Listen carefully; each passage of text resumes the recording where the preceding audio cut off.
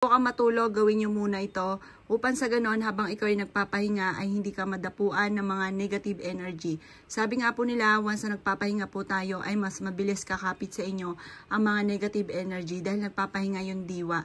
Mas mainam po na gawin nyo to bago ka matulog. Gawin nyo po ito kanan or kaliwa.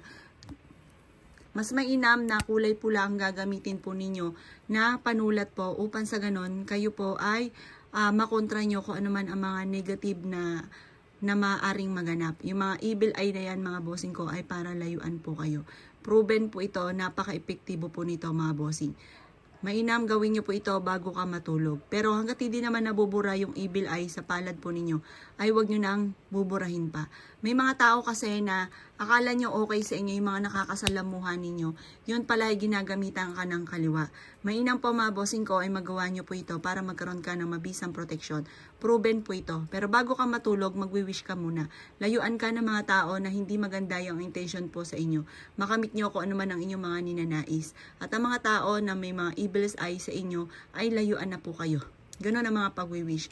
May mga panalangin silang masama ay bumalik sa kanila. Ganon ang mga pagwi-wish na walang gamit ng sana, direct to the point. Sabihin niyo po ito yung mabisang proteksyon para sa akin at hindi ako tatalaban ng kahit anuman mga negative energy.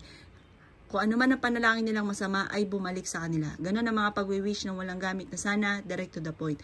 Kayo mismo ay maa-amaze sa dami ng mga blessing na darating po sa inyo. Kayo mismo ay idadalhin po nito na magkaroon kayo ng proteksyon at hindi ka mapapahamak. May mga tao na nanalangin na masama sa inyo ay hindi tatalab. Basta focus ka lamang. Ikuklose siyang ganyan habang ikay nagwe-wish. Kaliwat kanan. Pero pwede nyo rin siyang gawin sa kaliwa or kaya sa kanan. Depende kung ano po yung gusto po ninyo. Pero pwede rin naman kaliwat kanan. Gawin nyo po ito bago ka matulog. Napaka-epektibo po nito.